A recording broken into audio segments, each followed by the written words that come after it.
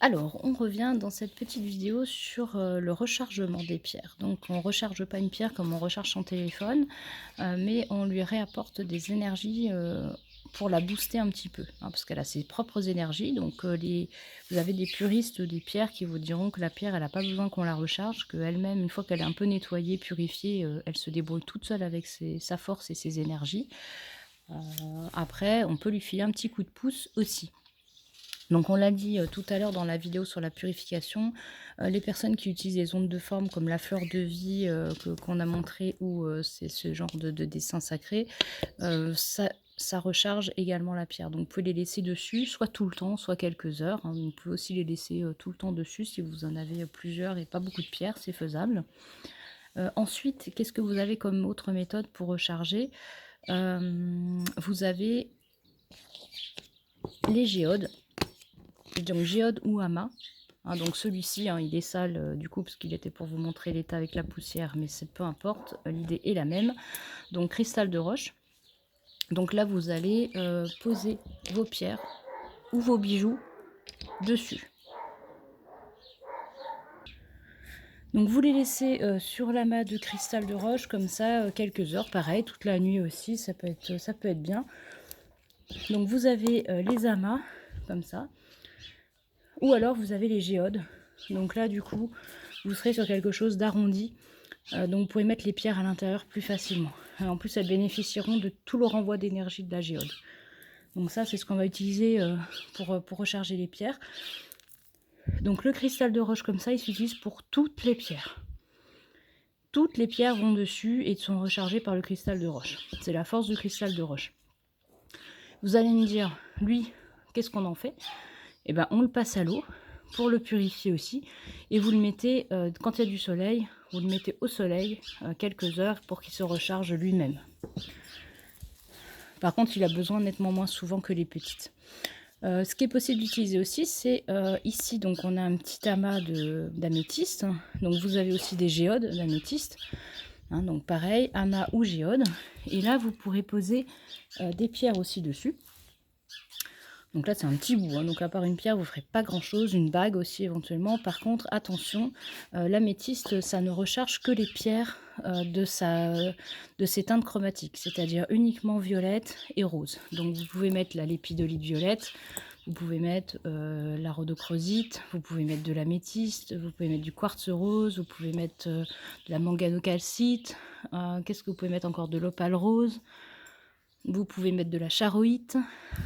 Voilà, donc plein de pierres quand même, hein, mais uniquement violette et rose. Ça ne rechargera pas de la malachite ou de la calcite orange. Voilà, donc ça c'est l'inconvénient. L'améthyste, ça ne fait pas toutes les pierres.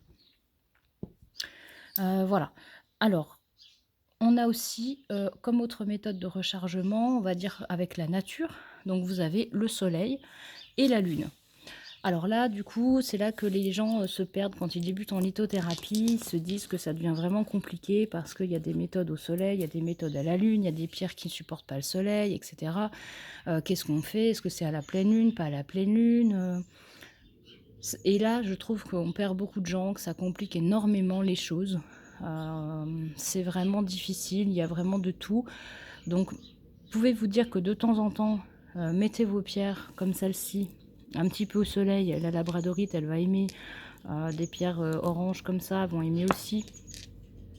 Mettez votre amas de cristal de roche aussi au soleil de temps en temps, mais ne le faites pas systématiquement. Il faut quand même penser que les pierres à la base, souvent, elles sont enfouies dans la terre, dans les roches, etc. Donc en fait, le soleil, elles le croisent quand même très très rarement. Donc elles apprécient peut-être pas forcément non plus d'être en plein soleil de trop. Il faut savoir aussi que des pierres comme celle-ci, donc comme l'améthyste qu'on a vu tout à l'heure, ou comme le quartz rose, ça ce sont des pierres qui détestent le soleil. C'est-à-dire que si vous mettez votre bloc de quartz rose en plein soleil l'après-midi, il va finir translucide. Il va perdre toute sa jolie couleur rose. L'améthyste, si vous la laissez en plein soleil aussi, elle finira par être transparente. Donc c'est quand même très très dommage de fragiliser ces pierres. C'est des pierres là qui n'aiment pas le soleil.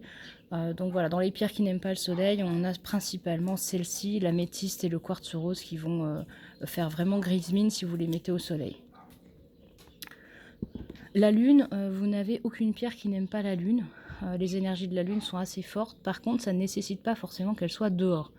La lune, vous le savez, les animaux, la nature, la marée, et cetera, tout ça, ça réagit avec la lune. Notre corps réagit aussi avec la lune et même si on est dans notre maison, notre corps réagit à la lune, hein. Donc il n'y a pas forcément besoin de sortir vos pierres. Elles vont de toute façon bénéficier des énergies de la lune quoi qu'il arrive.